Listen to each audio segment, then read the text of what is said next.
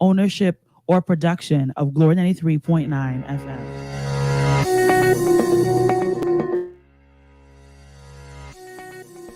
Today can be the turning point in your life by making a simple decision. Fundamental questions of navigation. Where am I? Where am I going?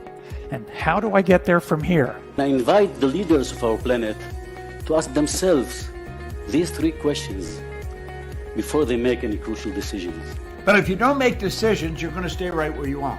We are all map makers. We are in a time of transition.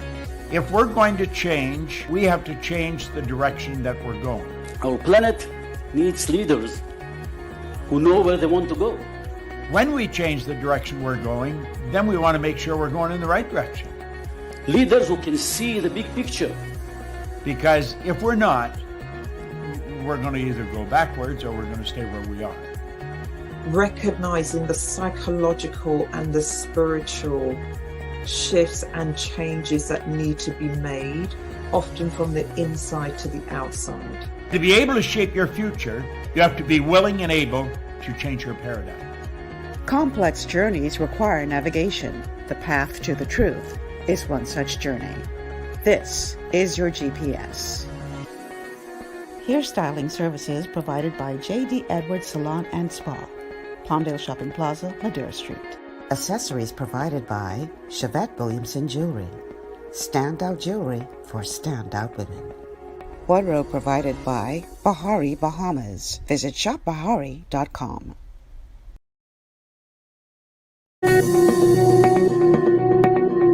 Good morning, Bahamas, and welcome to GPS Global Paradigm Shift on Glory 93.9 FM. I'm your host, Michelle Malcolm.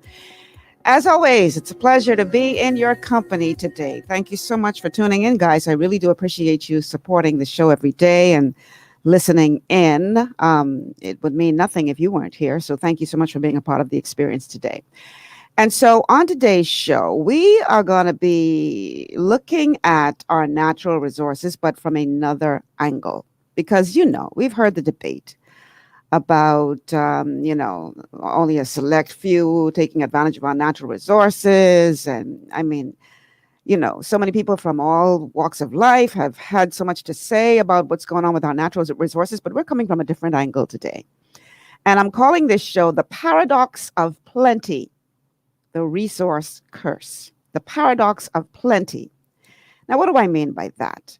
The Bahamas, believe it or not, is not the only country in the world that has a wealth of natural resources. But yet, so many of the countries around the world, particularly those in Africa, that have a wealth of natural resources that is helping to enrich the rest of the world are themselves in poverty. People poor, as poor as they get, but yet they're sitting on gold mines and cocoa mines. And when I say mines, cocoa fields, in other words, they have the natural resources that are helping to create industries around the world and making other countries rich while their people suffer. So how does that relate to us in the Bahamas? Well, our situation is similar but a little different because we also have a wealth of natural resources that are helping to sustain industries around the world. And our people, too, are suffering. But our situation is a little different because in our case, it's not necessarily, the structure is not necessarily the same.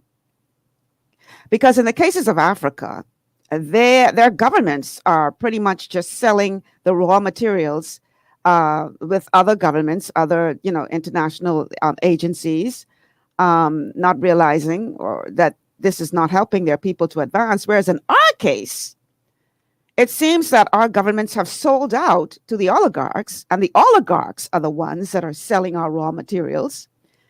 And some allege selling it to themselves on the other side of the pond, and then refining those raw materials and then selling it to the market for high value. So we're going to be talking about the paradox of plenty. How is it that we have such a wealth of natural resources in this country that other countries are benefiting from, but so many of our people broke and poor?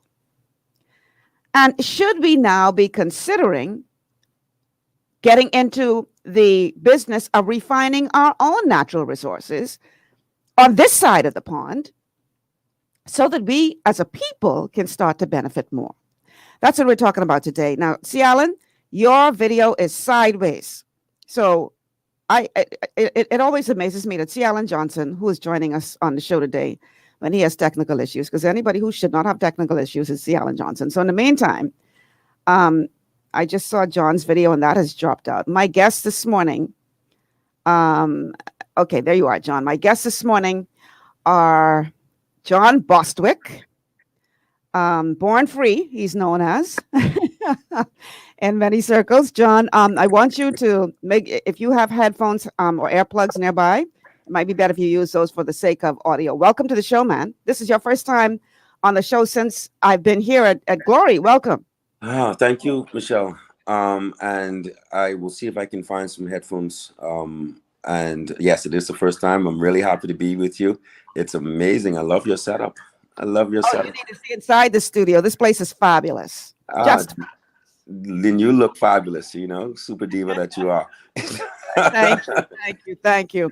Now, C. Allen just dropped off. So here's what I'm going to do. I am going to go to my first clip. That'll give John an opportunity to go look for his headphones, his earphones, and get C. Allen an opportunity to get his technical act together, Mr. Technology. And in the meantime, I'm going to play my first clip. This first clip is called The Resource Curse. Take a listen.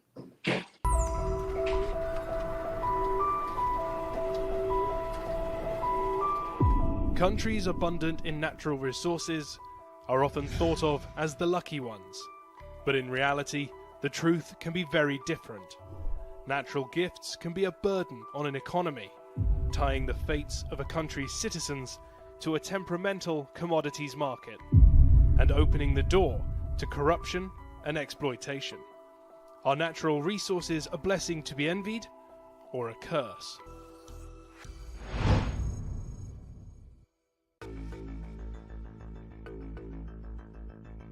Some resource-rich countries have struggled with less economic growth, less democracy, and worse development. In some cases, internal divisions can lead to violence and authoritarianism. Resources can leave an economy unbalanced. As labour and investment becomes geared towards the abundant natural resources, foreign currencies flood the domestic market. Currency appreciation weakens other industries by making their exports unaffordable, a process that leaves countries unable to react to rapid market changes.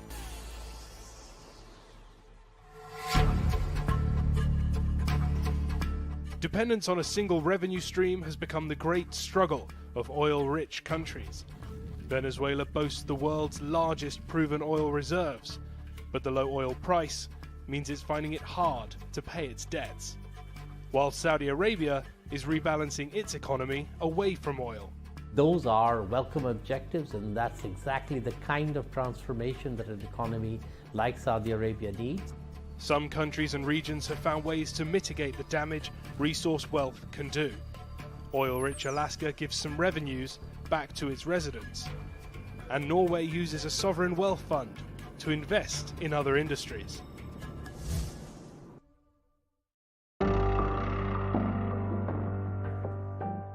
The resource curse is not a universal experience.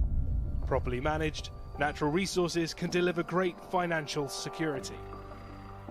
Is good governance the key to unlocking the potential of natural reserves? Can nations learn to take advantage of what should be an economic boom?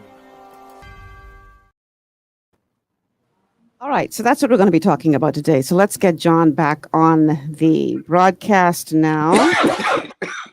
Also, I'm coughing. Let me see how I can. Why is this saying remove? I'm trying to. Oh, there you go. So let's get him in on here while we wait for C. Allen to log back on. John, welcome once again. So you heard that clip just now. And like I said in the introduction, we are a little different in that. Can't hear you, Michelle. You can't hear me. Okay. Delton, why can't he hear me? It will help if I unmute my microphone. Okay, there you go. Can you hear me now? Can you hear me? Okay, he can't hear me for some reason. Let's add Alan to the stream. See, Alan, can you hear me? It will help if I unmute my microphone. Okay, there you go. Can you hear me now? From one of the two of you. I don't know Can which you- one. I can hear you now. Okay, you Okay, you can't hear me. For some reason. getting feedback on my end. I don't know what's happening. Maybe you should take your AirPlugs out, John, because something is causing feedback. See, Alan, can you hear me? Okay. See, Alan, can you hear me? Okay. Now I can. Okay, see, Alan can hear me. John is working on his situation. All right. Welcome to the show, guys. Okay, so as I said a little earlier, our situation is a bit different from some of the countries that we saw described in that clip with Venezuela and their oil. And yet, Michelle, now I've lost you. Okay, can somebody help in terms of what's happening? Okay, that's from his side. Okay, I'm going to remove him from here until we figure it out. I'll WhatsApp him and let him know it's from his side. Okay, so see, Alan, our country is a bit different because we are not like Venezuela or the African countries that our governments are selling this unrefined natural resource and getting little return for it. We are different in that we are allowing a select few people to sell our unrefined resources to allegedly companies that they are involved with on the other side of the pond. And then that company refines the natural resource and then sells that to the international community. And that's where the money is. So are we at the place now where we need to consider that whole, dismantling that whole arrangement whereby not only are we the people benefiting from the natural resources, not just from the standpoint of exporting the raw material, but becoming a place where it is refined and then having our national system be responsible for selling that to the international market? Is that where we need to be going with this? Actually, the exact position we need to be in is simply one of ownership. As it stands right now, the Bahamian people don't technically own anything in the personal sense. I talk about beneficial owners because everything in the Bahamas is ours. But essentially what happens is that we have a grouping of people that we call parliament or cabinet, but technically it's the prime minister, that selectively chooses how, what, and where the resources in the Bahamas is tapped into and exploited and responsible for whatever contracts. What we need is a national audit and assessment of the resources we have. But most importantly is that we need to take ownership of the resources away from any one individual or any small group of individuals to make that decision. I have been one as an advocate for the last 2 decades of demanding a sovereign wealth fund be properly constituted. And that is what it would do. It would take ownership away from, not ownership, but control away from the prime minister at this particular time and put in the reservoir of the sovereign wealth fund, who would then in turn look for what is called sovereign asset management companies, who would look to exploit whatever resources we have for the maximum value, as well as make recommendations as to laws and policies that we could put in place so that they'll be able to exploit it for our benefit. But the most important thing is the depository, which is the sovereign wealth fund, where we simply say that we'll put all natural and even unnatural assets, seen and unseen, tangible and intangible, in a sovereign wealth fund. So anything we own digitally, intellectually, any otherwise would go into the sovereign wealth fund, which is nothing more than a deposit box. And then we would have a sovereign asset management exploit those for the benefits of Bahamians. And then we could have a conversation on how to, after the profits come back from the sovereign asset management, how it's distributed, how it is applied to our national development plan. All right, let's see if we can get John in on this conversation. John, can you hear us now? Okay. Yeah, I can hear you fine. Fabulous. All right. Everybody's on board. Okay. So talking about whether or not we need to now look at restructuring the way our natural resources are managed, as opposed to just a select few being able to extract and export the raw material. to companies on the other side that they are allegedly involved with, and then refining it on the other side of the pond, and then selling that refined product at a higher value to the international market.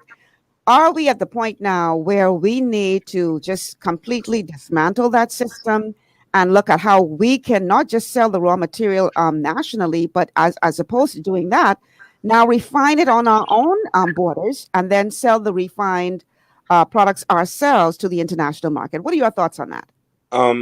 Michelle, just to piggyback a little bit on what C. Allen had said, I 100% agree with him that we do need to move to a position of ownership. Yes. The ownership of our sovereign wealth and our natural resources. And this country is incredibly rich in natural resources of many descriptions. And I love the way that, and by the way, hello to C. Allen and hello to your audience. I love the way that C. Allen almost cryptically said natural resources include the tangible and the intangible, and he would add into those things even digital assets. But the exploitation of those assets by external forces as aided by internal forces has been going on much too long. And you refer to oligarchical society as fed and assisted by totalitarian, more and more totalitarian regimes. Very much the case. And to say all in a breath, add-on value. So it's not only that we need to move to the structures that C. Allen very succinctly outlined, which is the full and true understanding of sovereign wealth and the management of a sovereign wealth fund as what is a trust account, really a depository trust account owned by every Bahamian born with a share in that trust account. Right now, Bahamians are being born with a share in a debt, which is approximately about $23,000 born in debt. But structured right with our natural resources and our mineral reserves in a sovereign wealth fund, every Bahamian should be being born with a large chunk of interest in a trust fund assigned to them, and being the sovereign wealth fund. And as properly structured, such would be segmented into different national corporations. So one might have the National Aragonite Corporation, the National Calcium Carbonate Corporation, and all of these entities each having its own capital value and an ability to be traded on futures markets internationally to the benefit of Bahamians and not to special interests, and allowing the Bahamas to negotiate those assets through bilateral trade agreements, not through private contracts, and bilateral trade agreements that would guarantee the value of our currency and guarantee the fact that our credit rating would be AAA into the beyond foreseeable future.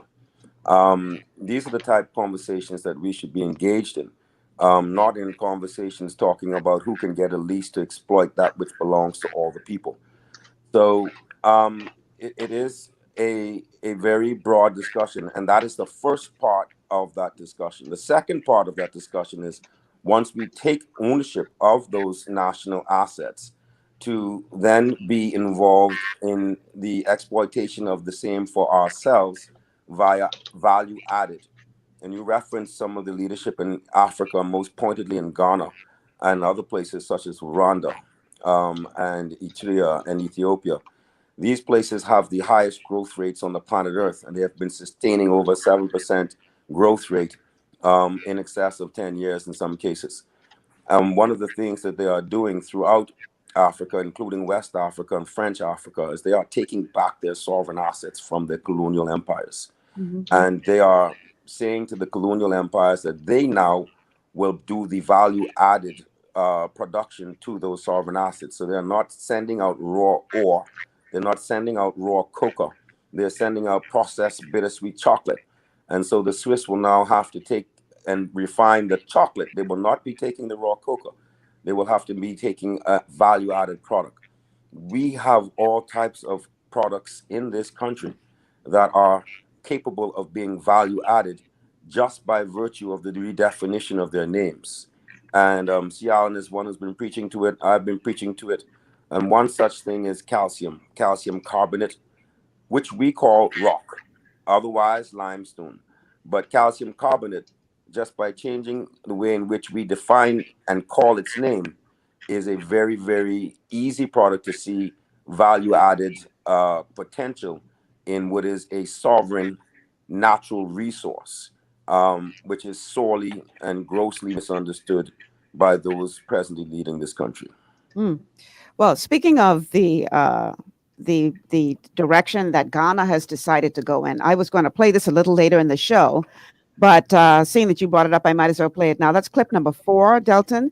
And this is a clip of an exchange between a Switzerland official and the response by the president of Ghana as it relates to their natural resources. So let's go to clip number 4. The international trade policies, World Trade. Not that one. That would be clip number 3. Relations between Switzerland and Ghana have for decades been characterized by mutual respect. Not every connection between our two countries can be deduced at first glance. Take the gold freneli, or I can translate the traditional gold coin and the chocolate coins, both products that every child here grows up with and which are considered typically Swiss.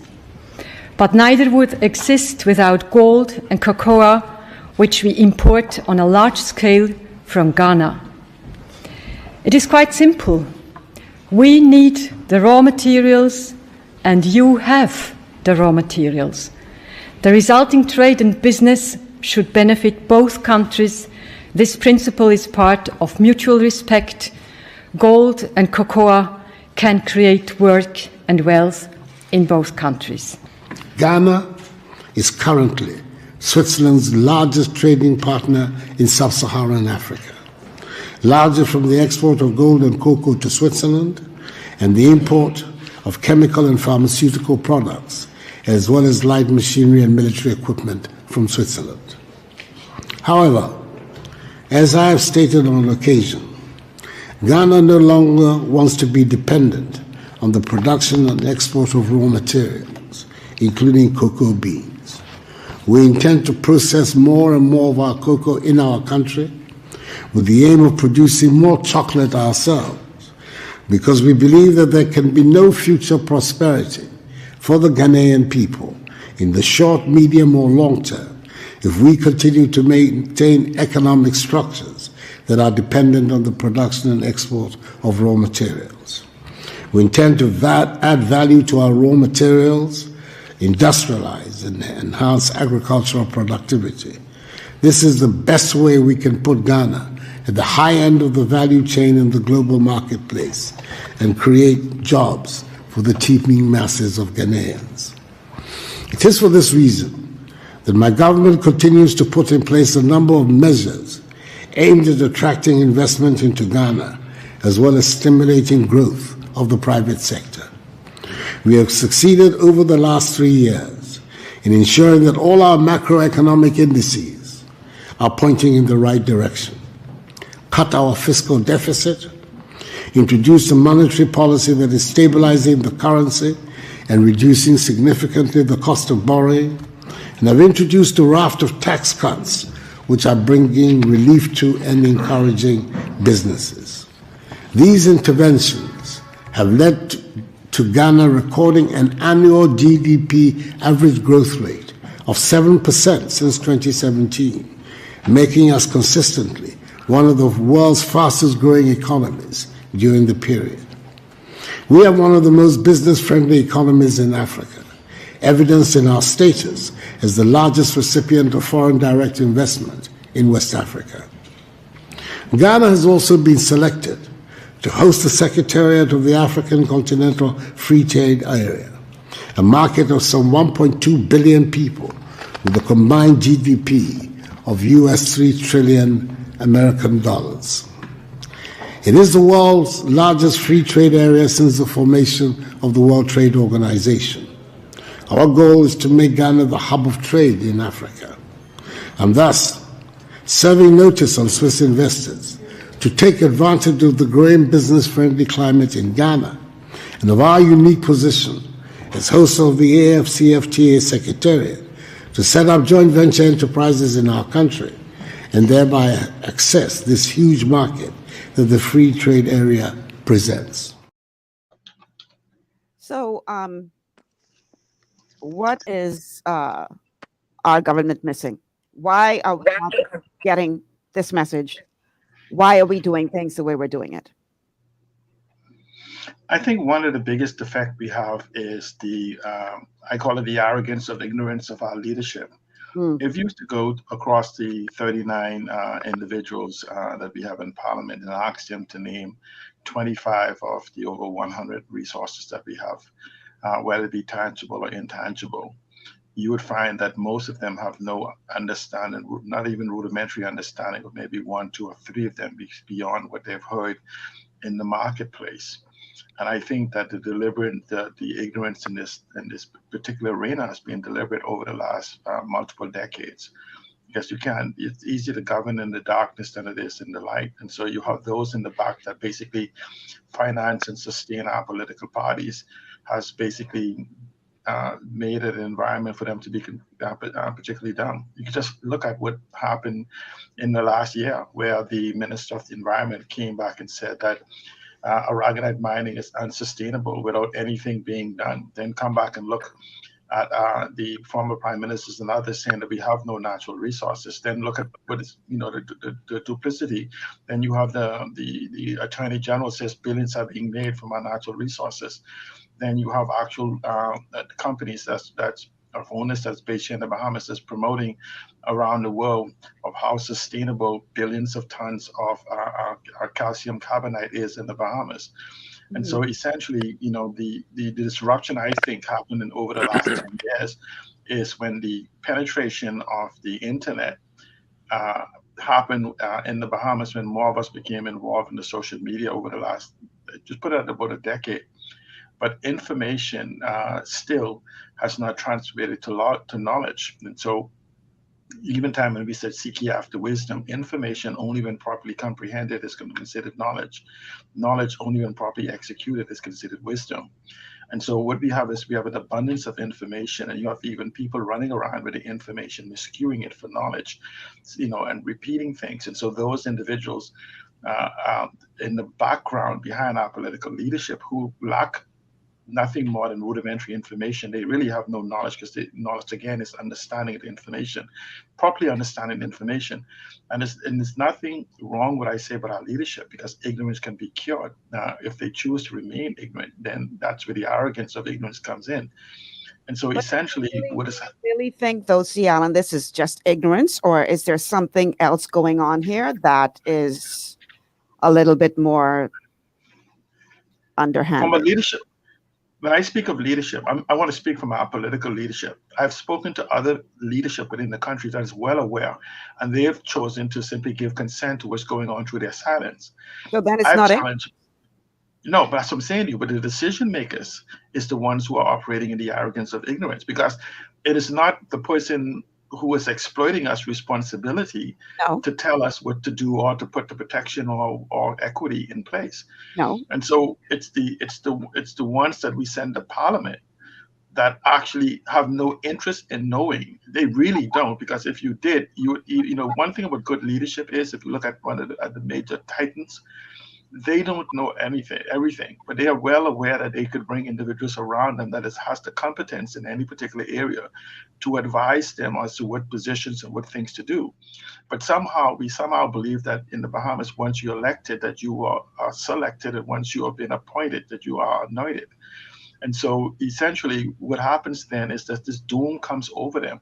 And even I was talking to MPs who most recently lost their position in the last elections and previous elections, who kept saying, I don't know. I said, hey, but you've sat with me for 20 years and hear me talk. They really have no interest in knowing, because what happens is that somehow it seems that once, and I don't want to use the word power corrupts. I really don't believe in power corrupts. And so what has happened is, for me, power does not corrupt. It reveals the persons they pretended not to be. and they had no interest. And so it revealed that they didn't have this interest. And so once they get power, they go on to their own personal agenda, which is self-enrichment or self-positioning as to looking at the fact that they're on the same boat. Yes. And the tide and rise of the boat brings us all up. Let's get John in on here on this. John, what are your thoughts on this? Sorry. C. Allen is trying to resist the discussion of an element of corruption being involved in the management of our natural resources. It seems beyond to believe that nobody in governance over the past 30 years is aware that limestone rock is calcium carbonate. For me, that's beyond. And coming to that very easy understanding, it then seems to me to be beyond that people don't understand that Freeport is a strip mine, that those canals and that harbor and that turning basin are open pit strip mines for calcium carbonate. And that in this age, since they've been mining in the Bahamas, we've gone through the Industrial Revolution to the Technological Revolution, and we're now in the information age. And this is the age where people like C. Allen and others dwell with the knowledge of the world at a fingertip. And we do not have stupid people in governance. We have professionals for the most part. And they have the ability to do this same fingertip knowledge research and come up with all of this information for themselves. And in fact, they have taken the people's mandate to be informed and to share that information. That's who they are. That's why they are where they are. All right. We have to take a break. When we come back on the other side of the break, I want to go even deeper in this conversation as to who in the international arena are benefiting most from this type of arrangement, whether it be the structure that we have here in the Bahamas, where there are only a select few who are really managing this, and I dare say benefiting from it, or whether you have the structure in Africa where it is being managed from a governmental level, but their people are still not benefiting. Who in the international community is really benefiting from all of this? We're going to look at that on the other side of the break. Stay with us.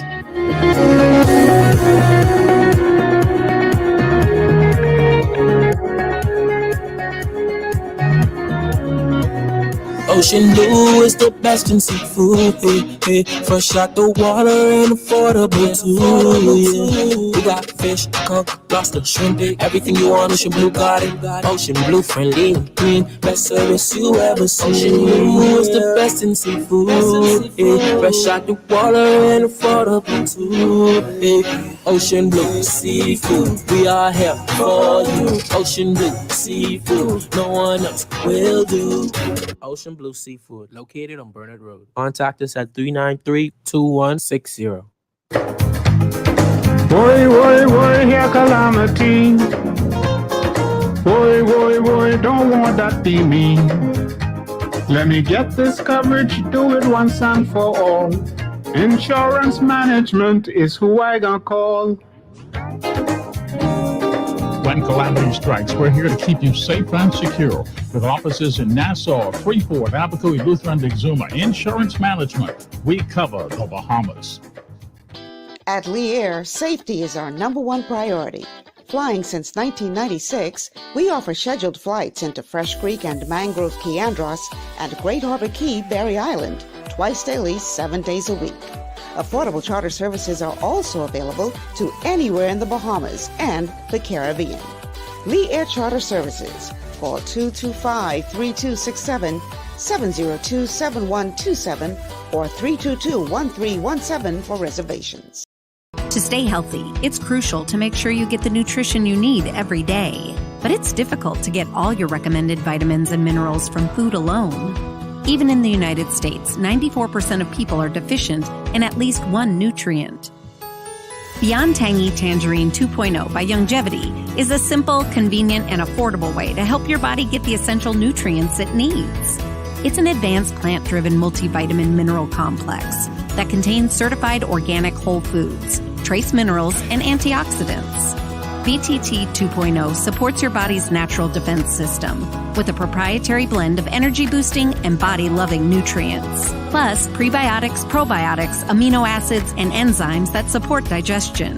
With an unusually high ORAC score of 8,000, you get even more antioxidants to help combat free radicals that can cause damage to your cells. But to get the most benefit and value from any multivitamin, your body must be able to break down the nutrients so you can fully absorb them. Otherwise, they'll just pass through your system without doing any good. Beyond Tangy Tangerine 2.0 was specially formulated with synergizing cofactors to ensure you get maximum nutrient absorption. Beyond Tangy Tangerine 2.0 is the easiest way to give your body the balance and complete daily vitamin mineral supplement it needs for optimal support of your overall health. To learn more, contact your Longevity associate.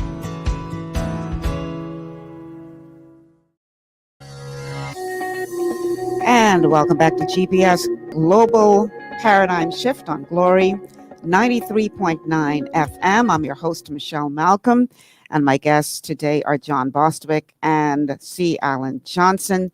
And I'm going to pull these gentlemen back onto the stream in a moment, but let's go straight to this clip, because prior to the break, I told you we were going to ask the question of who is really benefiting from these structures being the way that they are right now. If you are a regular watcher, listener of the show, you would know that a couple of weeks ago, I did a show on the plot to keep us poor, keeping Africa poor.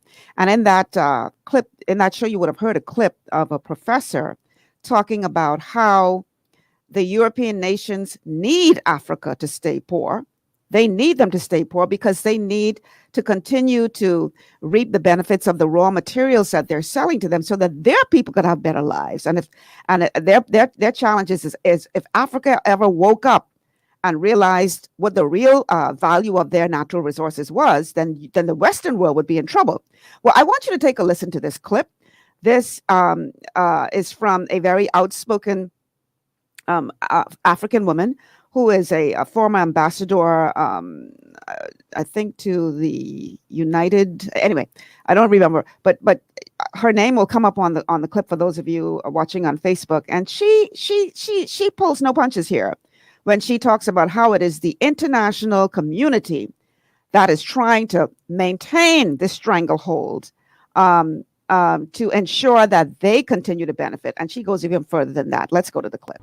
The international trade policies, World Trade Organization that gives a blind eye to countries like Switzerland when they claim to have the best coffee, the best chocolate. Where are all those fields that the Swiss are growing the coffee and the tea and the chocolate? A lot of it is coming from Africa. 65% of the world cocoa is grown in West Africa. They have built cities based on cocoa beans from Africa. Cadbury City, Hershey's City. Where is the chocolate city in Africa? When African countries have tried to add value to our cocoa, the tariffs put on the value-added products are so prohibitive that it's not even worth them adding value to our natural resources. Can you imagine if we were to say everything that requires coltan in Africa must be manufactured in Africa? 65% of the world coltan, if not more, is in the DR Congo. Every microchip that requires coltan, if it could be manufactured in Africa, we could eliminate youth unemployment in Africa today. Every laptop, every iPhone, every electric battery, if that microchip could be manufactured in Africa, we would eliminate unemployment. But of course, they won't allow it. What is the World Trade Organization doing about it? Nothing, because they're part of the games that they play. to see to it that Africa and her children are forever defeated and dominated. Have you ever wondered why it is so difficult for African nations to add value to any of our natural resources? It's because it's all by design. They want to make sure that we create jobs for them in the Western world. Africa is just going to sit back and we continue to be consumers of the products that they would have added value with our own natural resources. It is a game, and they know exactly what they're doing. World Trade Organization should be held accountable. They need to stop giving a blind eye to those countries that are taking natural resources out of Africa and relabeling them as if they're originating in their own countries. Because some of the best teas, best coffees in the world, our farmers are being given pennies on the dollar. Unacceptable, and it has got to stop. Again, it goes back to the mind to say, why haven't we done something about it? We can fix this. That needs to change. So the trade policies are skewed against the Africans. That's another issue that must be addressed. It is now you and I. Okay, so let's get the gentleman back in here. You heard the woman. She lays much of this squarely at the feet of the World Trade Organization, the same WTO that we were talking about joining. And as she pointed out so eloquently, that even the African nations that are trying to move towards where they're refining their own products, they try to put these stiff tariffs on them to keep them down. As she said it, they know what they're doing. And I dare say the same thing is happening here in the Bahamas. They know what they're doing. They know what they're doing. And yet we are sitting back being distracted. I like a post that I read on Facebook this morning, I think it was. And they said that the arrest yesterday of Komalafi was just an attempt by this government to distract us from the real issues. This is one of the real issues that they're trying to distract us from. Now, we've heard the stories about, not the stories, the reality of all of the things. Let's just look at aragonite and everything that aragonite is used for in terms of refined and aragonite and all of the things that aragonite is used for. If we were doing that, producing those things here in the Bahamas, we would not have the debt that we have. We would not have the level of poverty. We have a caller on the line. Caller, welcome to GPS. Okay, that caller hung up. We would not have the problems that we're experiencing right now in this country. They know what they're doing. What are your thoughts, gentlemen? I would agree, but again, if you ever went to a farmer's market and somebody's selling, say, Parmesan or Promagate, or whatever it's called, for 25 cents, right?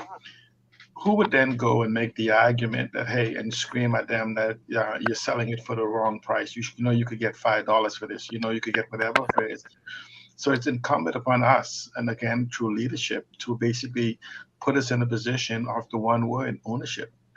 And essentially, you know, I wish it was just as simple as saying it's simply just ownership, but it's a matter of influence, and it's a matter of the voters and the Bahamian people themselves not being informed enough to actually make a demand upon the people, upon their leadership as to the direction they want to go. And that aspect of being informed in regards to the resources we have, keeping it out of the public domain. You know, I know we have put emphasis on aragonite, but even the use of aragonite, we talk about the exploitation of aragonite as far as getting us in a position of refining it here and putting people to work and all these different things. We have a workforce of maybe 250,000 people. And so just even processing aragonite doesn't necessarily address the workforce itself. However, it could come if we have ownership and participation both in the manufacturing. You look at the fact of the dozens of things that aragonite can be used for in the multiple of industries. And so you're not going to bring all those industries here. So you have to basically get value for the product itself as it leaves the country. The same value that those individuals use, what is called the process you spoke of is called transfer pricing. And the way transfer pricing works is that it's simply where you have no laws against transfer pricing, or we have no laws here against monopolies either, or collusion. And essentially, the way transfer pricing works is if I have a contract with you to say give you $2 a ton, I can keep that in spite of me getting $500 a ton. And part of that say you'll initially pay $2 plus you pay 10% or 20% of what you get. The way I would do that is I would set up a separate company which is being done. And I would sell that to myself, which would then fulfill our contract. And that second company, which I still have constructive control of, would sell it for $400. And in developed countries, that practice is illegal. It's actually the word is. Yeah, So, it's not like you can't do anything about it. That practice is illegal in other countries. So why is it not illegal here? Michelle, because this country is set up for oligarchs. In other countries, they have antitrust laws. In other countries, nobody could have a cement cartel. In other countries, nobody could have an asphalt cartel. In other countries, nobody could own all of any single industry. But here, you can have an asphalt cartel. You can have an asphalt monopoly. You could have a cement duopoly. Okay? A cement duopoly. All right? We sign laws to allow the casinos to say there only can be 3 casinos. We are all about oligopolies, duopolies, monopolies. We're not about open and free market. That is not a truth. That's a fallacy in our concept of democracy, in our concept of capitalism. This country is run by cartels, not by free open market forces. My God. The banking association has become a cartel in and of itself, dominated by foreign banking interests. Not locally owned banks. So when you talk about all of these things, and what C. Allen is talking about at a very high level of discourse, when you talk about transfer contracts and all that, at the end of the day, they're selling to themselves. They're being taxed to themselves, taxed by the value to which they're selling to themselves. So, and this is going on all levels. This is going on to a certain level with the fuel that's coming in this country. Oh yeah, absolutely. Okay, that's the greatest scam. Where they're hedging on the fuel, where they have the fuel majors have offshore companies that they sell the fuel to, and then they sell it to the local company.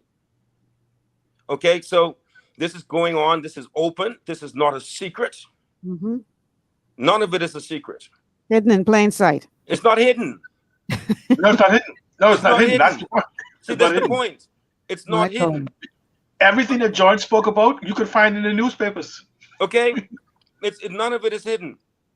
So, go ahead. I'm sorry. It's that it's blissful, and he spoke to it. Ignorance. What is missing here is knowledge, and CA spoke to it again. You could have knowledge, but yet have no understanding. You could be looking at something right in front of your face and not have an understanding of it. Okay. So when you guys talk about ignorance, you're not necessarily talking about ignorance of the leaders, but ignorance of the people who put the leaders in there who aren't making these changes? Ignorance of the masses. And let me give you a simple example. We're talking, and see, this ignorance of the masses is also a manufactured ignorance. This is a Machiavellian paradigm, a paradise of Machiavellian philosophy. Wow.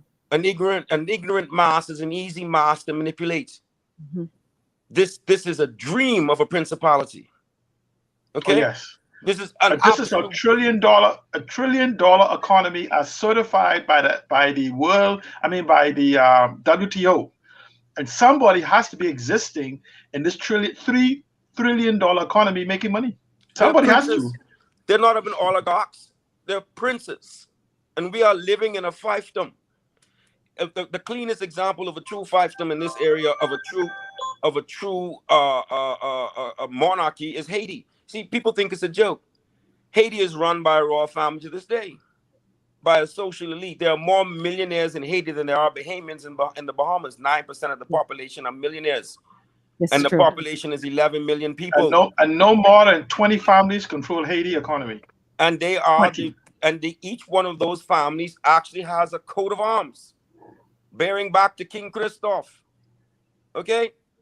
So we have to be aware of what we are dealing with.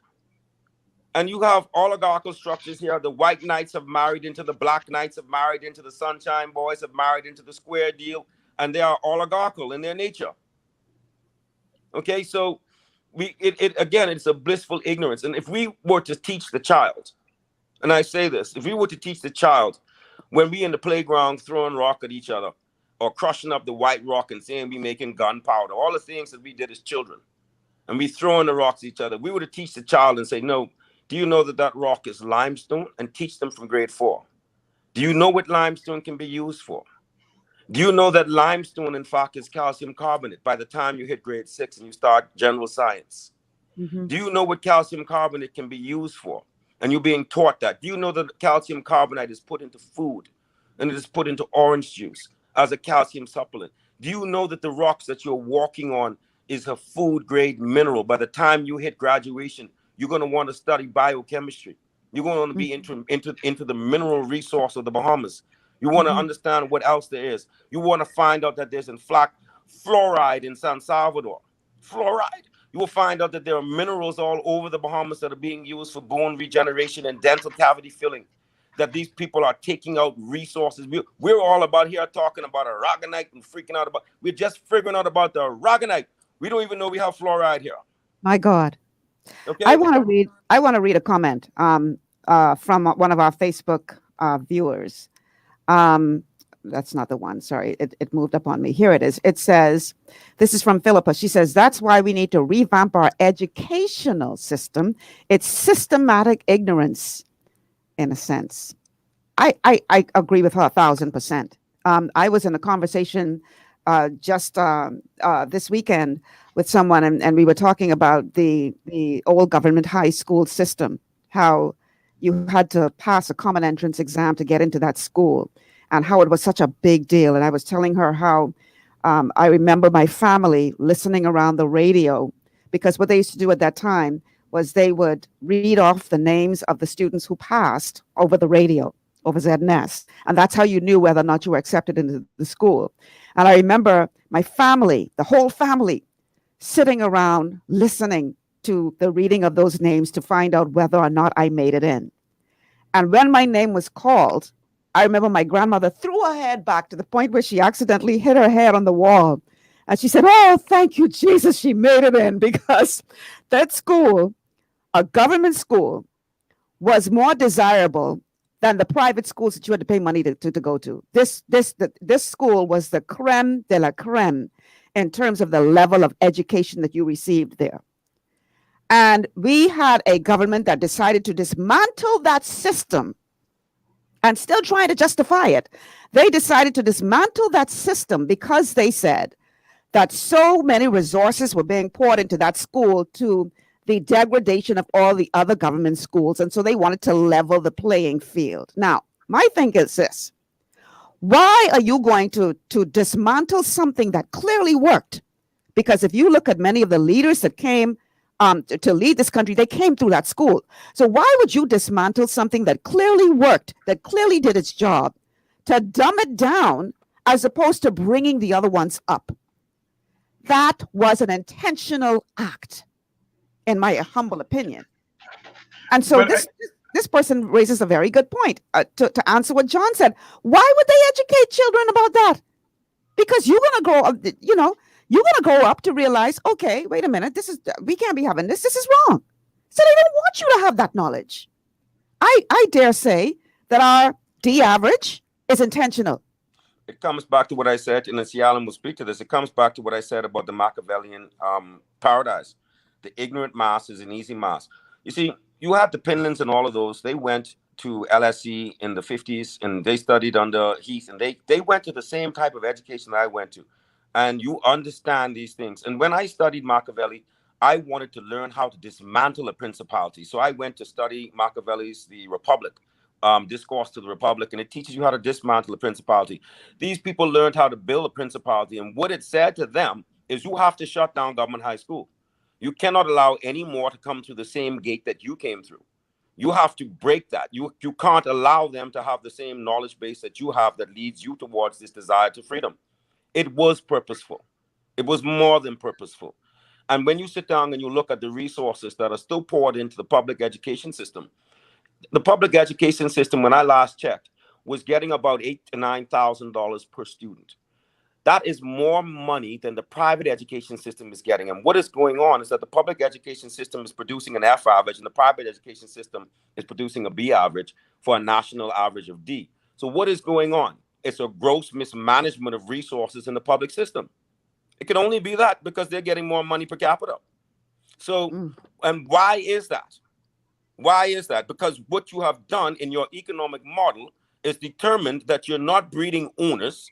That Finland said, you could come in from working hard, you could come in the air conditioning and work in the what? In the hotel. Work in the hotel, serving drinks and folding beds. So you don't need to have a high-level education to do that job. They've been producing, purposely through our education system, hotel workers. Not hotel owners, because we could have been developing the tourism sector from a point of view of ownership of it. But we were developing the tourism sector from a point of view of being employed by it.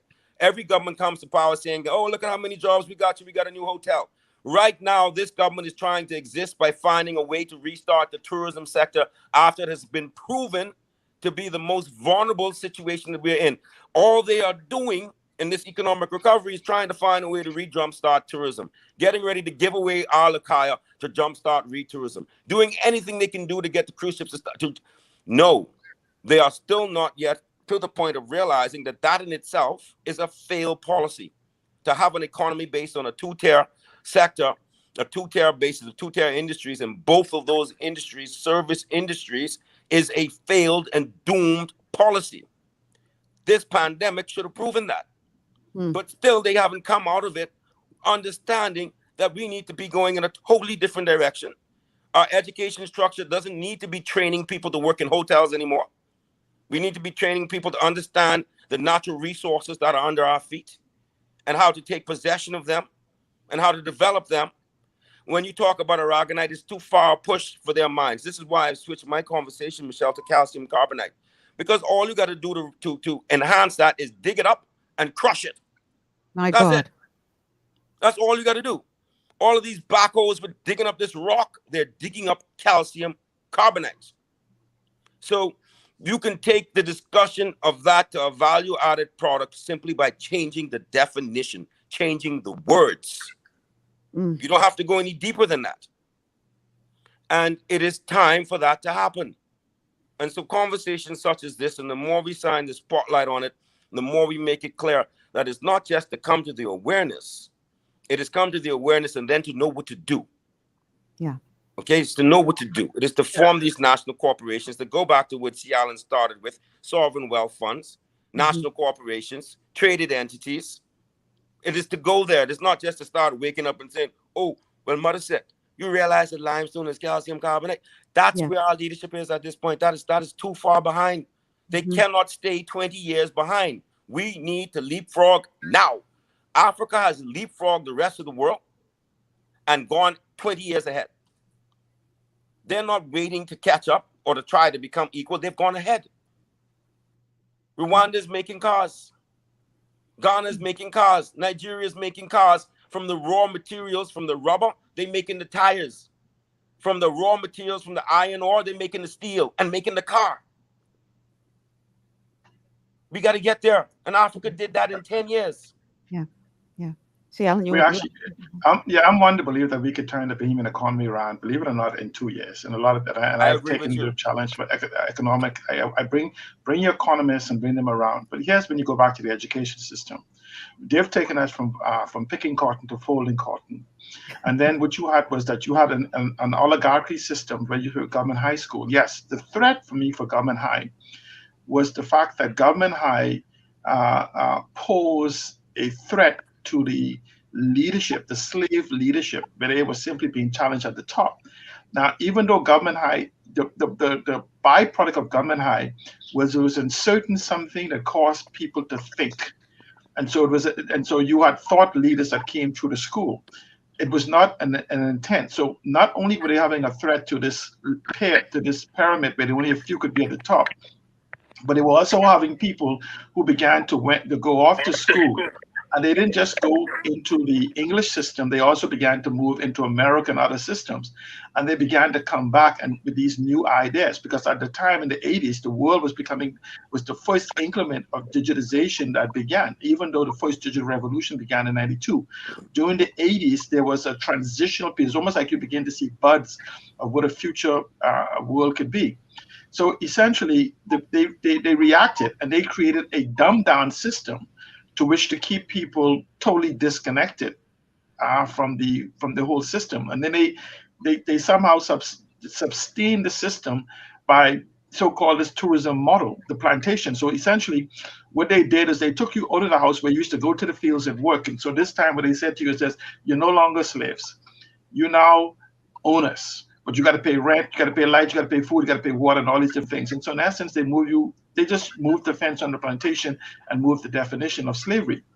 But what happens now is that, and a lot of people talk about education. I'm one to believe that we should seek empowerment first while simultaneously readjusting the education system. Just like the educational system we had right now, we had the most beautiful opportunity to bring in a new education system, digitize it. The whole world gave us that opportunity. And what we did is we tried to redecorate it. We have a government and a minister of education that has lied about digitization. For people who don't know, I challenged them to present just present the plan that you see for digitization. It does not exist. And so what happens with empowerment, and when we begin to talk about these natural resources, there's almost 100 of them, is that each one of them are worth in the billions of dollars that we could exploit. But when we begin to talk about this empowerment system, an empowered person will demand better education for themselves and for their students and for their children. An empowered person will demand better homes. An empowered person will demand better neighborhoods. And so what we have to do is we have to look at these particular resources, and this is where the ownership comes back. And we have to begin to empower our people who will then have the time and the effort to look forward to actually embracing the new global digital reality that we're in. I mean, just not digital, but just economic reality that we're in. Let's use, for instance, we use aragonite, calcium carbonate, limestone, whatever you want to call it. If you begin to understand what aragonite is a form of carbon capture. So literally speaking, we have captured billions of carbon credits in the ocean, basically because of our radiant heat, because of the sea. There's aragonite in all waters, but somehow because of the radiant heat, where we are geolocated, location, and when the water passes through the sea, the carbon dioxide in the air combines with the ocean water coming up, or steam or condensation, whatever you want. It creates aragonite, calcium carbonate, whatever you want to call it. So that means every single year we're producing billions of dollars of carbon credits that we can have. This is something next Wednesday, the government of the Bahamas can go into Parliament and pass a law that allows us to basically trade carbon credits, carbon capture, to the tune of $20 billion on the first instance. And how is that? Because the Nature Conservatory and other agencies around the world has already been to the Bahamas, and without even looking at the aragonite, they've said our mangroves, our coppice, and other plants and stuff already capture $5 billion worth of carbon in Grand Bahama, and about $7 to $12 billion in ANRES that has been captured. We haven't really quantified it. So that would mean you're looking at a national budget of about $3 billion. We technically should be at around a national budget about $5 billion based on the fact of the rapid growth that we need. But here it is that we have $10 to $20 billion of carbon credits that we could pass a law tomorrow for, and begin to, if we to get 50 cents on the dollar, we could meet 100% of a $5 billion budget that allows us to rebuild and transform the Bahamas for the 21st century.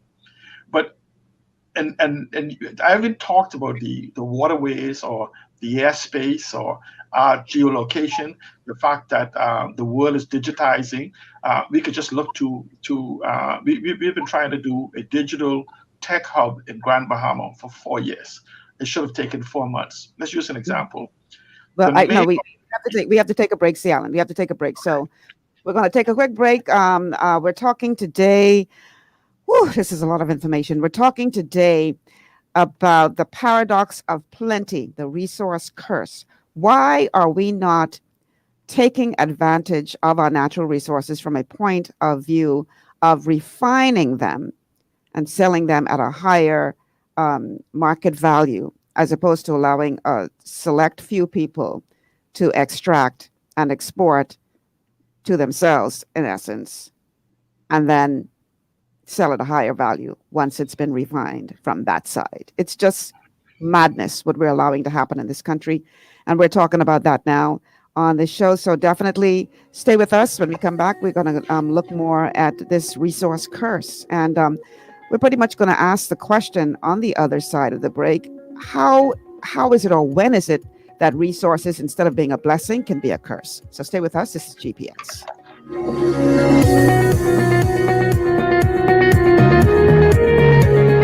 Located on Carmichael Road, Divine Designs Hair Boutique is a haven for women and men looking for professional beauty services. Our state-of-the-art and contemporary equipment creates a relaxing ambiance for you to enjoy while we cater to you. Need a hairstylist? We cater to all types and textures of hair for care and styling. We even have a barber on duty. Need a nail tech? Our technicians provide a range of nail services, including the latest trends. Unwind in one of our massage chairs while you get your pedicure. With our reasonable rates, friendly staff, and over 20 years of experience, you will be in great hands. Call us at 823-1669 or 698-1025 to schedule your appointment. Want to be pampered? Want to be slayed? Let Divine Designs make your day. Looking for an extraordinary junior high school with caring, qualified staff and affordable tuition? Then come visit us at Elite School of Excellence, an affiliate of First Step Academy. ABECA-focused and Ministry of Education approved, we foster discipline, integrity, and wisdom while molding our students for success. Call us at 341-8846 or stop by First Step Academy schools on Fire Trail and Soldy Roads for more information. For moms-to-be and your little ones, there's Baby Bliss, the baby shower specialist, with the best selection of shower gifts, care items, and gender reveal rentals. At Baby Bliss, we carry only the finest brands to comfort mother and baby. From preemie to 24 months, we are truly the ultimate baby store. Mimi is a new tradition in ladies' apparel, featuring fabulous fashions, sizes small to 3X. Look like you just stepped off the runway with trending, stylish selections that bring out the fashionista in you. Making a statement is easy when you shop at Mimi. Visit us both at the Mackey Street Plaza. Escape from the city life to Bacon Air Beach Resort in Pirateswell, Mayaguana. Relax in one of 16 air-conditioned rooms just steps away from the ocean. Enjoy scrumptious dishes in our waterfront dining room. Sip on a tropical cocktail, or if you must, stay connected with wireless internet. Nestled on one of the most beautiful beaches in the Bahamas, Bacon Air Beach Resort offers a unique vacation experience. For reservations, call 339-3726 or 463-0182. Understanding your microbiome, also known as your gut ecosystem, can change everything you thought you knew about nutrition, digestion, immunity, and metabolism. Keeping your gut ecosystem healthy and balanced is essential. Ultimate Microbiome by Longevity was specifically formulated to optimize this ecosystem. It provides the advanced support your gut needs through prebiotic, probiotic, and postbiotic supplementation. Our unique blend of probiotics includes Lactobacillus and Plantarum, healthy bacteria that can help prevent harmful bacteria from taking over your gut. Increasing your gut's population of beneficial bacteria creates a more balanced gut microbiome, which has been shown to aid in weight loss, skin health, sleep, mood, and may even help with seasonal allergies. Ultimate Microbiome also promotes the production of postbiotics. Postbiotics are key to help regulate your gastrointestinal health. To enhance digestion, Digizyme Multi-Enzyme Complex, a blend of 5 specific enzymes, has been added to Ultimate Microbiome. It can help break down food so your body can better absorb nutrients. Plus, we've added our proprietary I-26 hyperimmune egg powder to aid in the elimination of disease-causing gut bacteria. and help your body balance its immune response. Ultimate Microbiome, the scientific, proprietary, and holistic approach to gut health that helps optimize your body's entire gut ecosystem. To learn more, contact your Longevity associate.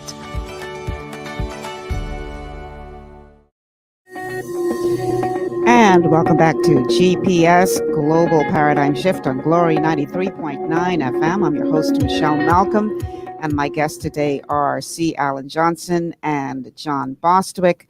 And we are talking about the paradox of plenty. I want to go ahead and read a couple of your comments from Facebook, and there are quite a lot of them. I obviously can't get to all of them. But Doris says, in some cases, it is both ignorance and laziness in government. Having knowledge means that you would have to do something about it. That is not the gender that most people come into, I think you meant agenda, that most people come into Parliament for. They are there for money, for more money. In many ministries, the leaders are slow and don't care about employees and customers. We need to start putting people in those ministries who have the experiences that Bostwick and Johnson are talking about. Elizabeth says, wow, eye-opening. Candy says, here the laws are set for enriching every other country but our country. Let's see, Catherine says, for the life of me, I still cannot understand why we are trying to move away from fuel, getting into solar. Well, Catherine, the rest of the world who is in fuel is now moving away from that. So that should tell you something. Devaney says the government isn't for the people, but the people refuse to see that. Perline says, I am so tired of hearing people talk. What are we going to do? I am talking to the smart people. We can talk all we want, but we need real people to lead. Let's see. I'll read a couple more. Let's see. Bertha says, research Bahamians. Our government, for some reason, are keeping the Bahamian people ignorant. We live in a rich country. One or two more. Let's see. Okay. Bertha also says, Michelle, I am literally crying. This is intentional. And my children have to go through this government system because most of us definitely can't afford the private schools. And that's something. Okay, one more, and then we will get back into the discussion. Let's see. Okay, so Devaney says, current and past governments are financed by the persons that benefit from the natural resources. Your vote is a powerful tool. All right, so let's get the guys back in on this conversation. Yes, I go think ahead. that one person who says, I think they left with the word not, why we are not moving away from fuel into solar. Not that why we are moving away. Okay, got it. That's what its intent was. Okay, all right. All right, so I want to play one more clip. This clip is looking at when natural resources, which should be a blessing, actually turn into a curse. And I want you to listen carefully to this because this speaker actually is a panel on a television show. They really are going to speak to the importance of good governance and good management. So listen to this. Natural resources are very valuable. You can imagine it's like there's huge piles of cash buried underground. And if an armed group like ISIS can get that cash out, it can use the money to pay for weapons or to pay soldiers. If an authoritarian regime like Iran or Azerbaijan gets the money out, they can crush dissent. And of course, if a corrupt official gets the money out, he can spend it on himself. So, for example, the young Saudi prince not long ago spent over $500 million buying a boat for himself on one day. He could have bought 2,700 Lamborghinis, but he spent the country's oil money on a boat for his own use. But that doesn't always happen, does it? Well, definitely it can happen, but it's very hard to understand why it happens and how it happens because things can go wrong at so many different stages of the process. So it sounds easy. We have a lot of resources. Let's convert it into sustainable growth for the country. Unfortunately, there are lots of steps that the government needs to manage correctly, starting from the explorations to the extraction to setting up deals with the companies to then deciding how to invest the money. And in all these phases, something can potentially go wrong. So I wouldn't talk about one single resource curse, but multiple ways that things can not work as well as possible for these countries. So we should not be too surprised that developing countries are having a hard time managing resources, because it's actually a pretty hard management task in a sense. When do resources curse? And there's a big dividing line. The big question is your government accountable to the people when the money starts coming in? Places like Norway, Botswana, the government is accountable to the people, so the people make the government use the money for the public good. But if the money comes in under the rule of a strong man like Gaddafi, it just makes him stronger. If the money comes in during a civil war like in Nigeria, it just fuels the warring parties. The key is that resources are money, money is power, and unless that power is accountable to the people of the country, the resources will curse. All right, gentlemen. You heard it for yourselves, what they had to say on that panel discussion, on that show roundtable. Resources that should be a blessing for your people, if properly managed. If you have a governmental system in place that truly cares for the advancement of its people, your resources should be a blessing. And yet, for many nations, they are actually a curse. Or, in our nation, go ahead, C. Allen. For our nation, we are small dinky. We are small dinky. We could turn this dinky around very easily compared to other nations with multiples of millions of people. And many of our resources, like I just spoke to, with carbon credits, we have to do nothing, but nothing but reap the benefits. Simply put, carbon credits are sold, put into a sovereign wealth fund. That $5 billion or $10 billion a year is directed for national development. The most powerful tool that we have is a properly constructed sovereign wealth fund. For instance, we have this Parliament Select Committee. They were just here in Grand Bahama. I went to one of their meetings, I wasn't invited to, but I just passed by because I heard about it. Many of the individuals I see they interviewing concerning natural resources have no clue as to the variations of natural sources that we have in our country. And they spoke to the attorneys of the companies that's exploiting the natural resources. And you have to ask about the validity of that organization when any and all natural resources cannot be exploited without consent of cabinet and the prime minister. And so it's very easy to simply pass a law that simply says going forward, or whether we know about it or not, it will now pass through this sovereign wealth fund, not through the control or subject to the minister or anything of that sort. But what we have is we have leadership that's trying to put in place laws that allows for the exploitation to continue in its current form through stealth or through otherwise. When it's simply saying you're going to surrender the complete authority of all natural resources, seen, unseen, tangible, intangible, known and unknown. So now, with that video spoke about the fact of saying if the expertise, the mistakes can be made. We now have developed way past that stage now that we have experts in every particular discipline that you can buy. If I was to chip my teeth today or tooth today, I wouldn't go and become a dentist. I would go and buy the expertise of a dental surgeon or whatever is required. Mm-hmm. It's the same thing that the Bahamas can do. We could start with some natural resources that we have to do nothing but actually claim the value of it. But we have to take it out of cabinet. We have to take it out of the hands of the prime minister and put it in the public domain. And that's the best way, is a properly constituted sovereign wealth fund that lets people know this is the resources we have. It's in this trust. Now, how do we exploit it? Let's buy the expertise that is needed to bring about the maximum value that we can get for the benefit of the Bahamian people. We have $1 trillion resource called fisheries and our economic zone. We are geolocated. Location is everything. For almost every one of our natural resources is based on our location. But the problem is that we're not having this type of conversation. What we have is we have a lot of noise in the marketplace that drown out persons like myself, John Bostwick, and others that actually is trying to make it. And you have individuals that exploit the pain and suffering of the people and redirect it to simply, and most people are now, when you see people come to some knowledge or fraction of a knowledge of the natural resources, they get the position of, I can fix it. I'll take care of you.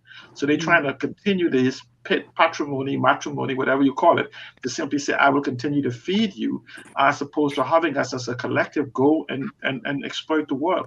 If we have access to the resources, John spoke about this tourism prison that we're trying to redecorate, trying to remodel, say people are going to come back. The world has moved away from the model that we're having.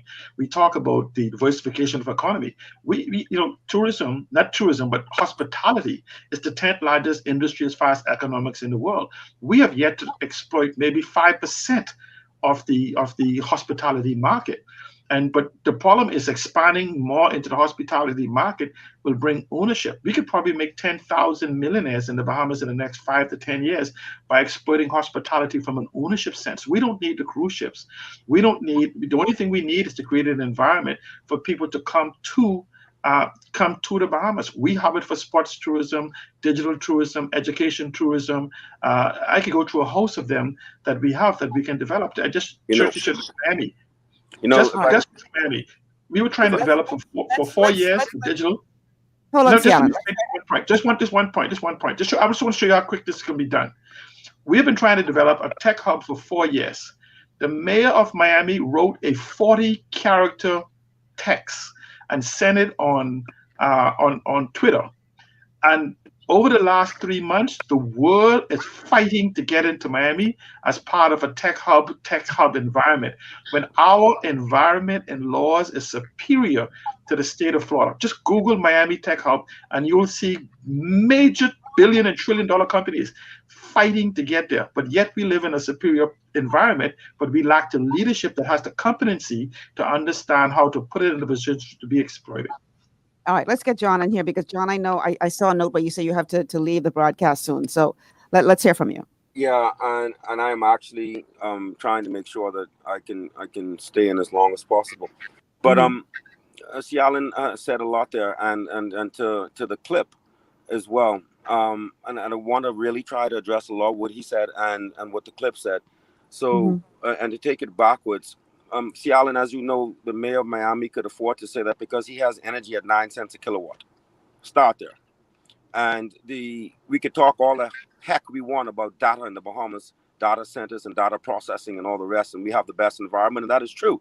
But we also have one of the highest electricity tariffs in the region, which makes it unfeasible because of the high energy consumption and digital mining. But you can fix that, and I can fix that. And crypto mining and all the rest of it.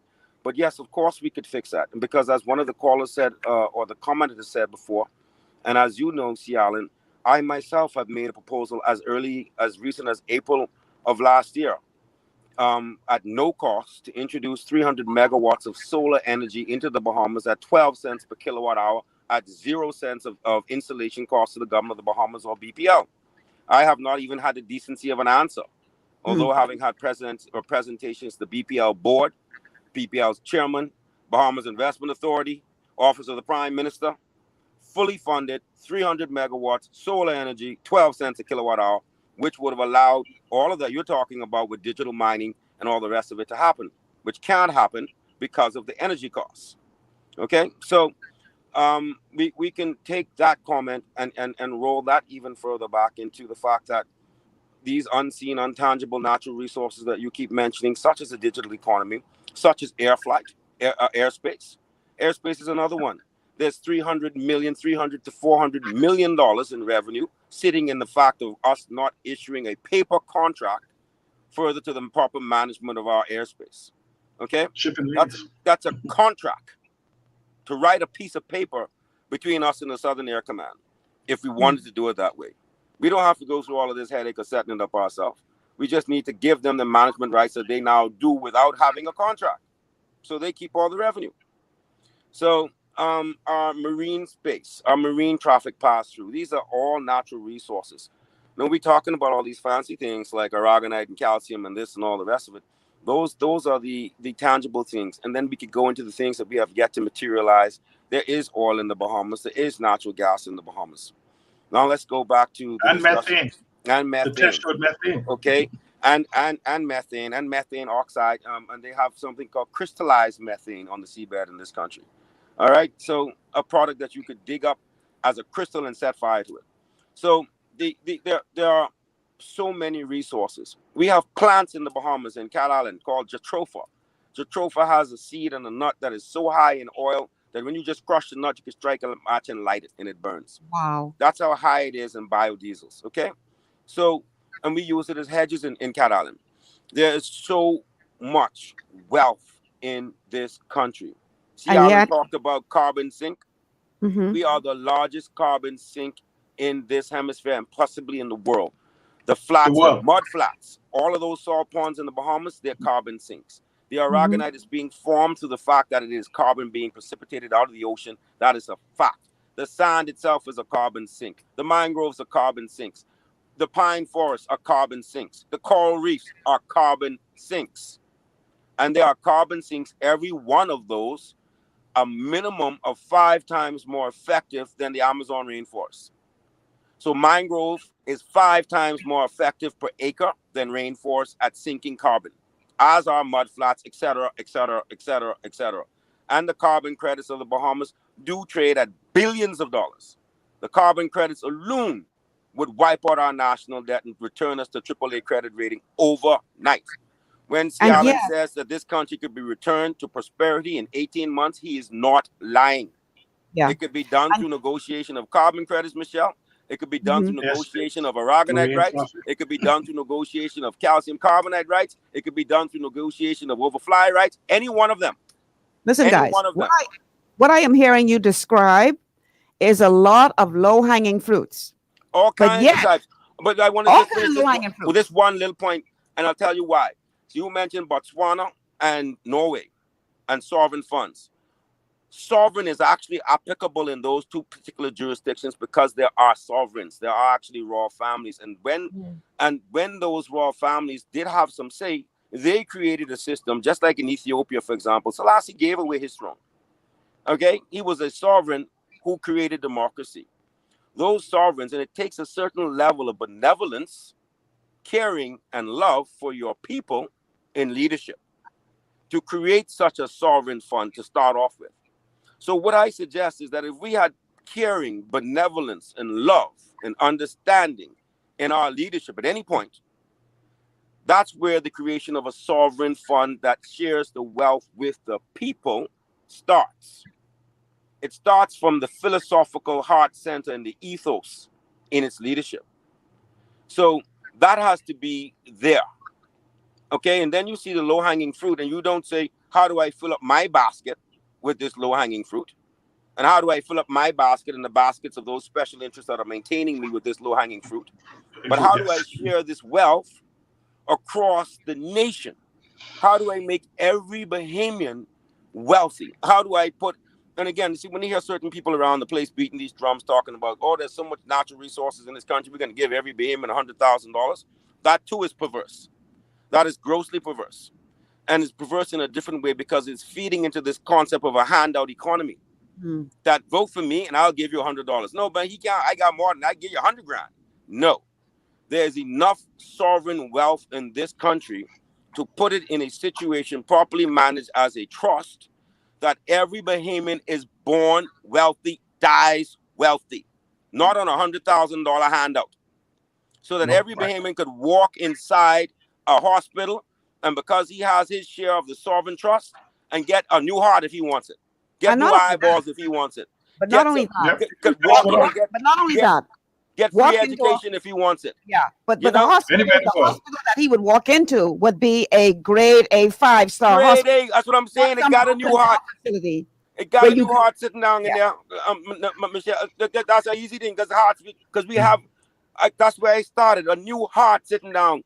Anything you wanted is there. But you know what the problem is, guys? Here's the problem. Leadership. We keep putting people into parliament who they believe in sovereignty. And let me explain what I mean by that. They think that they are the sovereign and we are their subjects.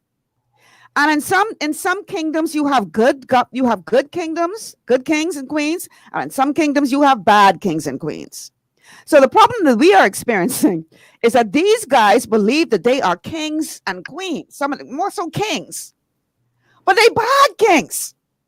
No, so Michelle, the sad thing, They don't believe they're kings. They don't even know that they're free. No. These men are still They don't know, slaves. they don't know they're free. These men That's are still where the slaves, problem and they is. are still serving sovereigns. They think they are managers of the plantation. So in other words, they just a higher level of house Negroes. They're managers. Say it. House Negroes. Uncle Toms. Yes. Yes, that's all they are. They go into the house and they carry that mentality within the house. House Negroes. Okay, so we're not their subjects. We just a little lower than them because they're in the house. They're in the house, and they don't want us to get in the house. They don't want. They want to know what that Negro doing on a nag. My God, that's who they are. Yeah, you understand? They Samuel Jackson and Django. That's who they are. No joke. Serious.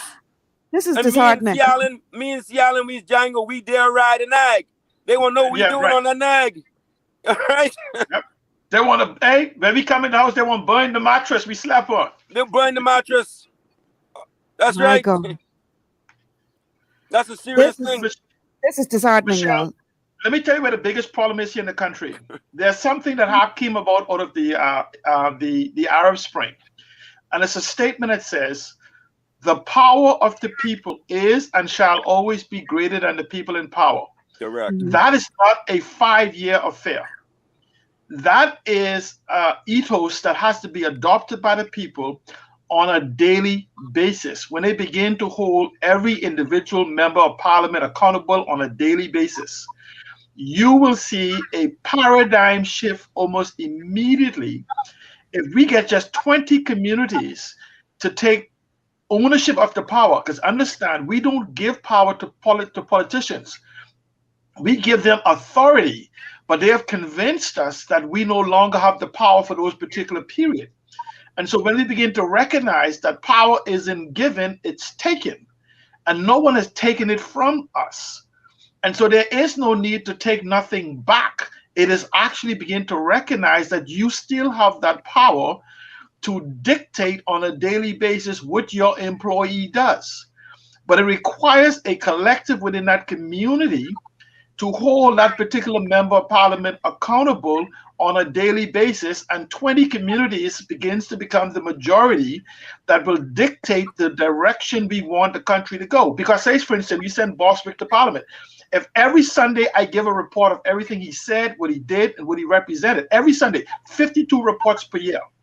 And when he comes back to that community and we heard what he said that week, and we said to him, hold on a second, and we're going to call a press conference and we're going to call you out because you did not speak for us. You did not come to us. You did not consult with us. And what you say did not represent the interests of this community. And so when you begin to recognize that you have not given a power, the power of the people still remains with the people, even when you send them to parliament with authorization, with authority to act on your behalf. And that authority can be overcome by power superior to authority. We can exercise the power over our leadership on a daily basis rather than becoming absent landlord of stores. We give them the store and so we can come back in 5 years to see how you run my store. If you really own a business, you'll be there every day. The first week, you begin to hold the management in you want to return on your investment? Yeah, of course. So we need to start asking for return on our authority. Go ahead, John. We lost. What we have to do, take ownership. If I may, and Cialan, I'm so happy you went there. Because that is the statement almost of the day. And the power does belong to the people, and the Bahamian people have been robbed even of the knowledge of that. Okay. And we create these demis out of our political leaders, and that is also a part of the Machiavellian exercise that's being done. It is to make the people as dependent as they can upon the state, and to put the state in the position of the parent. So as our family structures have been broken and gone to pot, the state has stepped in as your parent, and the state is the one to whom you must turn to for every blessed thing. To get a pothole fixed in front of your house, to get a job, you got to call your MP. So the state is you have to constantly go to the state. And just a second, caller. Finish your point, John. And so you have the concern. And as Alan has said, one of the things I've been pushing aggressively now, Michelle, is the concept of the block, BLOC -K. And it is of the voters block. But BLOC stands for Bahamians Lobbying for ownership and control. The hyphen is through knowledge. BLOCK. Bahamians lobbying for ownership and control through knowledge. And knowledge comes through the access to information. And we are in the information age. So we have no excuse. We don't need to wait on government for knowledge. So when you look at these individual blocks, and CA just started to point to it, this election is very pivotal. Women in this country are over 50%, better part of 56% of the voting population. Women are a voting bloc. Women should not come out of this election without pulling themselves together and saying collectively, we will not vote for anybody who does not support equal pay for equal work. Don't knock on my door. And at the end of the day, I don't care which party you for, but if you come and you sign this paper, I'm a part of the female voting bloc of the Bahamas. And if we have all said we want equal pay for equal work, you need to sign this piece of paper to say that you, if elected, day one, will vote for that in Parliament. And if not, we will personally come and drag you out day two. And okay, John, I don't want to lose this caller. We got a caller hanging on. So go ahead, caller. You're on the show. How you doing, Michelle? Great. How are you? Good show. Thank you. I just want to say I did a list of 21 persons, and I called that list on Guardian Radio. I want to say good afternoon to your guests, two great Bahamians who I follow, and what they say. Number 2 on that list was Mr. C. Allen, and number 3 is Mr. John Bostwick. Number 17 is Miss Michelle Malcolm. I all but I'm 17? No, I tell you what. No, I'm only kidding him. Let's go why. Now, hold on. The reason why you are number 17. Don't get to. Okay, so I can leave that right there. Please. Anyway, this is what I want my good two brothers to hear and to be encouraged. And the people who have written in so far from Facebook, people who follows this show, okay, Global Paradigm Shift, and Michelle Malcolm, one of the most exquisite women I have ever seen. Oh my God! Real talk. Listen, my friends. Listen, world. No weapon would form against Amos Jr. Miller, the names I have called, and the glorious divine people of God shall prosper. That's the first thing I want to establish. The second thing I want to establish is I am in 100% agreement so far with this show. The third thing I want to establish is this. Those who are not calling in to the show, all right, who know what Amos dealing with, they are bought out. They're looking for some F&M contract or expecting to get some PLC contract. I need both parties to hear me in the Holy Ghost, Holy Spirit, Holy of Holies. However, Amos Jr. Miller, his 3 children, his mother that is alive, his father that is alive in Orlando, and my family and those who mean me well, the real Bahamians, we do not. I will never betray myself. That's point number 1. Okay? And I don't want y'all to ever believe no one can buy my life for money. If you offer me money, you insult my spiritual intelligence. Okay, Amos. Which are fleshly. So not y'all guys. I'm not talking with y'all guys. I'm talking with them outside. Amos, I need you to wrap it up though, because John has to so wrapping up. Yeah. I agree with Mr. John Bostwick. $100,000. Listen to me. We own a divine wealth. We own all the wealth. How you could tell me what you can give me? You need all of the ladies, women. Come on now. This is your time. I want all the leaders of these different parties to hear me, including those who want to come and win and those who do now. Ladies, get together, please, and look and see what God have done for you. Thank you, Amos. Read Isaiah 58, ladies. That's all I call to tell you. All right. Please. Love you, girl. Thank you, Amos. Thank you. All right. So, John, I know you got to pull out. So give us your final thoughts before we take this break.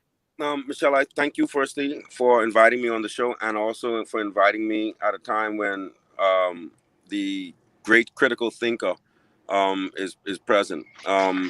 not many people dare think in this country, much less to think critically.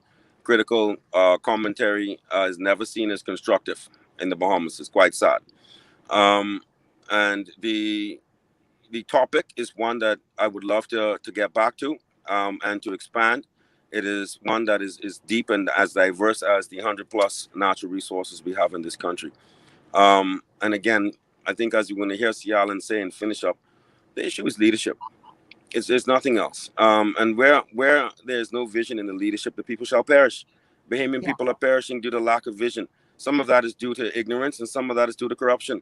Some of them can see and some of them are burying their heads in the sand. But it all comes down to Michelle. Just a second, caller. Just a second. All of it comes down to a marked lack of vision. Okay. So I thank you much. I hear John is talking. Yeah, caller, just give us a minute, please. Let John finish his point. Go ahead, John. So again, and I thank you very much. The answer to the Bahamas is in sovereign wealth, but as properly understood, as properly constructed, and managed as a trust on behalf of the Bahamian people through national corporations, and the ownership of which is placed in the people of the Bahamas. And the final thing, and I would hope that Cialan will expand the point, Michelle, this concept of sovereign in the Bahamas, so long as we still have the Queen as our sovereign, it has a definition in and of itself. We still have the concept of crown assets, crown land, crown this and crown that. It seems semantic, but we need to change all references of that nature to public. And we need to make sure that when we refer to sovereign, that sovereign in the Bahamas means sovereign as to the sovereign rights of the people, the Bahamian people. It's very important. That simple line distinction is very important to make in this discussion. So thank you. I thank you, and I leave you in the hands of the great critical thinker.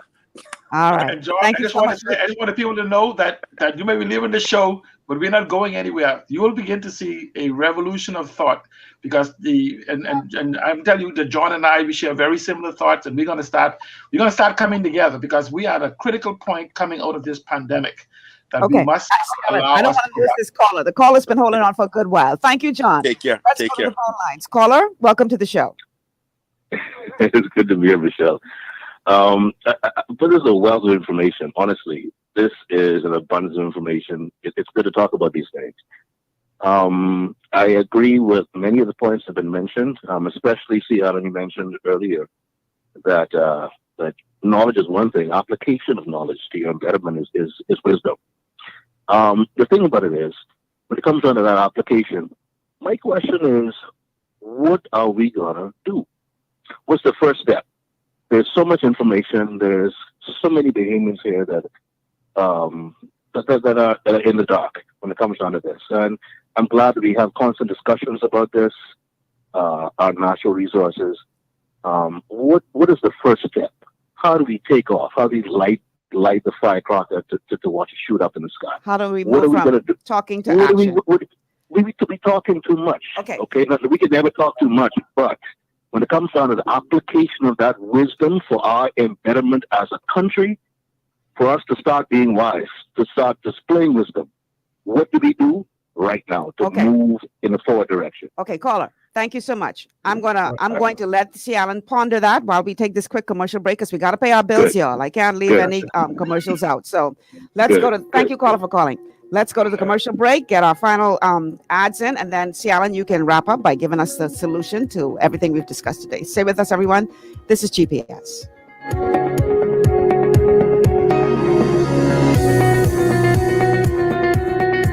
I call it perfection.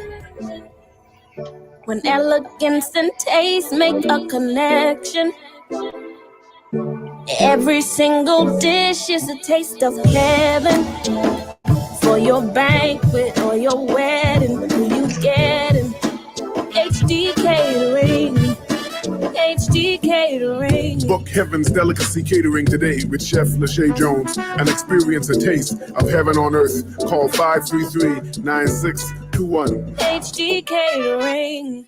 Want to look your best and feel even better? Visit J.D. Edwards Salon and Spa for the ultimate beauty, body, and anti-aging treatments, offering custom colors, haircuts, vegan anti-freeze treatments, silk blowouts, natural and acrylic nails, unisex pedicures, facials and massages, all waxing services, and microcurrent therapies for anti-aging and body sculpting. J.D. Edwards Salon and Spa, Palmdale Shopping Plaza, Madeira Street, telephone 326-7863. Executive Printers is your one-stop shop for all your branding and customization needs. Letterheads, envelopes, business cards, invoices, share and gift certificates, rubber stamps, vouchers, funeral programs, brochures, flyers, banners, and promotional items like mugs, water bottles, mouse pads, and key rings, all with personable service and great quality. No project is too small or too large. For great turnaround and competitive pricing, make an executive decision. Call us at 393-5011. For all your building needs, it's Carib Construction and Project Management on Gladstone Road. We build it all: schools, homes, hotels, and more, including structures requiring a Phase 3 electrical contractor. We also provide project management services. The first step towards your dream building begins at Carib Construction and Project Management. Call us at 376-1556 or 341-4466. Your body's immune system is under constant pressure from things like stress, lack of exercise, and toxins in the environment. It's crucial to be proactive and support your immune system with the nutrients it needs to function effectively. But it's often hard to get these nutrients from food alone. Introducing fast-acting Zinc Plus Immune Support by Longevity. Unlike zinc-only supplements, Zinc Plus Immune Support builds on the proven power of zinc and adds complementary nutrients to give your immune system extra support. Vitamin D helps balance the effects of zinc, while our proprietary blend of natural fruit and root extracts provides the extra help your immune system needs to work against daily stressors. And we've included Longevity's exclusive plant-derived minerals to give your body the minerals it needs, but can't get from food alone. And because Zinc Plus Immune Support is delivered in a great-tasting, sugar-free, berry-flavored lozenge, it encourages quicker absorption of all these nutrients into your body. Zinc Plus Immune Support. Zinc plus the extra support your body needs to promote a healthy immune system. To learn more, contact your Longevity associate. And we are back with only a few minutes left. So, C. Allen, I'm going to treat this as your final thoughts on the topic that we've discussed today. What is the way forward? How do we fix this? Real quick, we've only got 3 minutes. Oxygen, O2, organize for ownership. When you have individuals come and say they want to represent you as part of the leadership thing, you have to trust what they're saying, but verify. Not only when they tell you what they're going to do, ask them how they're going to do it. Make sure that they understand and comprehensively understand what you're facing as a nation and what you're facing from your personal economy. Do not allow them to come to you and tell you what the party is going to do. They are part of the party. It's not a party going to parliament. They are. So if you begin to look to make sure that they have competence of understanding what has to be done and how to do it. When they say they can do the green economy, how? When they say they can do the blue economy, how? How? And if you don't know exactly the questions to ask, there's those of us that do. And so basically what we have to do is we have to come together as a united force so they could know that we mean business going forward. Ownership, we can own our parliament, we can own our economy, we can own our nation. Thank you. Wow, I think that's a fast.